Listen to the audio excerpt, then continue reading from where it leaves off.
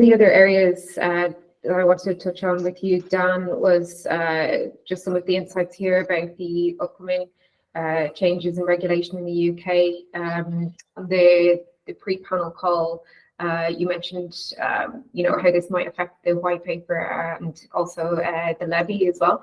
Do you mind giving us a bit of information on how you see that panning out?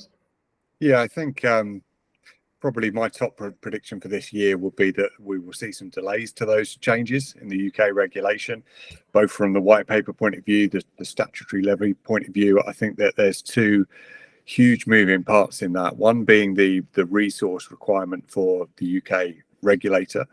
I think we had that called out as soon as the white paper talked about the number of consultations that was going to happen. We saw a massive onboarding from the UK regulator. That's going to take some time to settle, and I think resource is going to be a huge challenge for them this year. The other big moving part will be the general election that we anticipate happening in 2024, and if it does, I think it could really throw a spanner in the works in terms of statutory levy and getting that across the line. This is a question I've asked to DCMS this year, and of course they can't predict what's going to happen in terms of a general election even taking place, let alone the outcome. But their ambition is to get all this over the line before that happens, if it does happen, which would be great to see. But I think those two moving parts, and if you look back at the history of white paper and the consultations, there's been delays all the way through with changes of ministry positions. So I wouldn't be surprised if we see more of that. And I think anything we can do to kind of avoid that and hurry it up would be great. The consultations seem to be going well so far, but there's just so many of them as we head in towards kind of Q2 when we look to see some of these changes.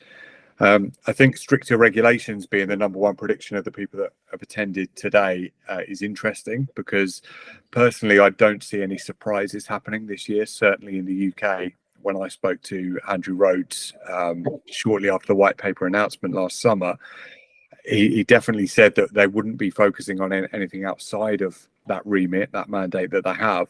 So I think what we'll see will be what was in the white paper, what becomes of the consultations. I don't think there'll be a lot of changes there. So are we going to shake up the world of regulation this year in the UK? I don't think so. I think what we will see, and you can see it on the slide here, MGA starting to conduct more RG audits. I think the UK last year, pretty much every major operator received a fine of some sorts. Prediction number one for me, that should be on that chart, is we will continue to see fines this year in UK facing operators. And we got a bit of a spoiler of that yesterday as GameSys received their £6 million fine. And I think what I take from that fine, and also the ones that we saw at the back end of last year, is that even though we have stricter regulation, we have better capability to detect customers and risk in those customers. This is all about how it feeds through to action that directly affects your customers. You know, if we do still have operators that are allowing people to go through £15,000 without an interaction, or the interaction isn't good enough, then the detection systems largely don't have an impact. So we need to see that the detection systems feed through to great teams that are well trained, confident in doing their job. They know what they've got to do.